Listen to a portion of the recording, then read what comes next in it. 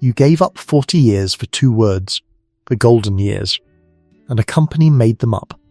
You did everything right. You saved. You contributed every single month. You delayed the trips, the rest, the time, all of it for a future with that name. But the golden years was never a stage of life. Nobody discovered it. It was written in a marketing meeting to sell a product almost no one was buying.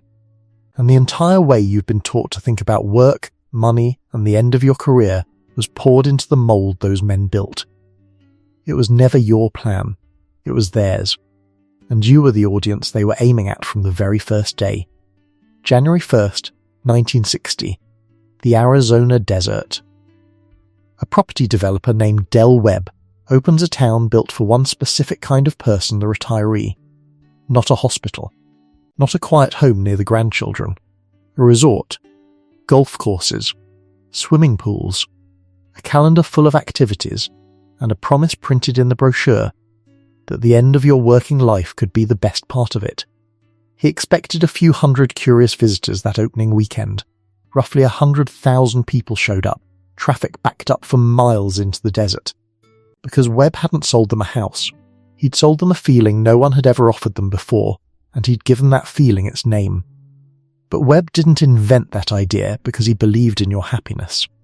He invented it because the industry behind him had a problem in the 1950s, a problem you were never supposed to see.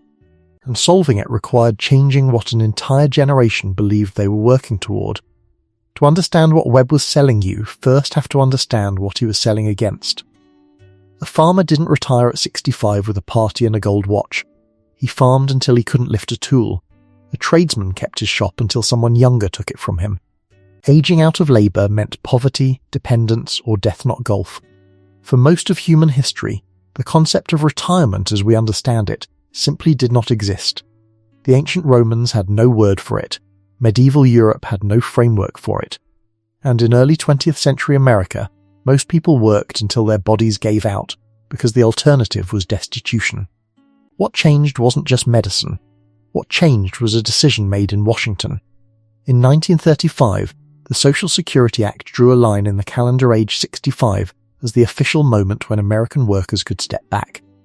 It was designed to move older workers out of a Depression-era labour market and create room for the young. Economic policy, dressed in the language of compassion. But it created something unintentional. It created a waiting room. A generation of people, for the first time in history, had a date circled on the calendar of their lives. And that date needed a name. It needed a feeling. Someone would eventually sell them one. Now this next part is what almost nobody talks about. The retirement industry was not born from demand. The demand was manufactured first. In the early 1950s, Webb and his competitors faced a specific commercial problem. Sunbelt real estate was cheap, land was plentiful, labour was available, but there was no market for retirement property because no one had told the American middle class what retirement was supposed to look like. The cultural image of old age was still grim. It meant slowing down, becoming a burden, fading from relevance. No one aspired to it. No one saved toward a vision of it. And you cannot sell real estate to people who have no desire for what you're building. So before Webb could sell a single house he had to invent the person who would want to buy it. His team ran advertisements in mainstream newspapers, not retirement sections. Not medical journals in the lifestyle pages. They showed photographs of tanned, vigorous adults playing shuffleboard, swimming, dancing at evening events. They looked like people at the height of their powers, not people at the end of them. The marketing didn't describe a place. It described a new category of person, the active retiree, and it told every working American on that page, this is who you will become. Homes, communities, financial products, travel packages, insurance instruments. An entire economy built on a single premise that retirement was not an ending. It was the destination you had been earning all along. And once that premise was established, it stopped needing to be pushed. Advertisers adopted it. Hollywood reflected it. Financial advisors built plans calibrated to it. Parents passed it to children. Children passed it to their own.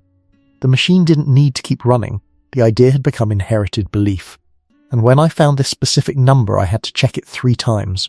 The retirement services industry in the United States, financial planning, retirement communities, senior living, Medicare supplements, and related products is now valued at over $4 trillion. Not 4 billion, 4 trillion. Larger than the entire GDP of every country on Earth except the United States, China, Germany, and Japan. What started as a brochure in the Arizona desert is now one of the largest economic systems on the planet. Built on 2 words. Built on a feeling that was designed before the product existed. Think about the architecture of that for a moment. Retirement savings required you to earn. Retirement spending required you to consume.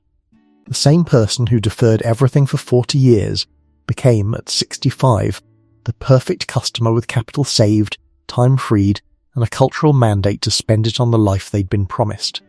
The dream wasn't merely sold to you, it was economically useful that you believed it. Your belief in the golden years funded an entire sector of the economy. Twice. Once when you saved, and once when you spent. That is not a cynical conclusion, because the dream genuinely worked for millions of people.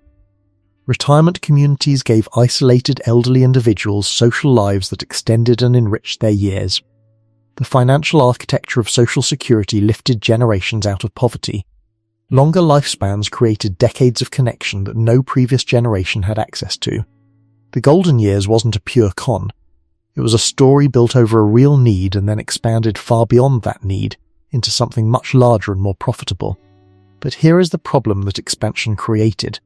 When millions of people organize 40 years of their lives around a timeline they never designed what happens at the end, psychologists who study post-retirement transitions have found it to be one of the most underreported crises in adult life. The loss of structure, the loss of identity, the loss of the thing you were always working toward, because the thing you were working toward was a marketing image, not a mapped-out version of your actual needs. The golden years narrative told you when happiness would arrive. It never once asked you what happiness actually looked like for you. That is the real inheritance of what Webb built in the desert. Not the golf courses, not the swimming pools, not the $4 trillion industry. The belief that life has a shape, that meaning accumulates toward a final payoff. That if you are patient for 40 years, you will eventually arrive at the part that was worth it. It is a powerful story.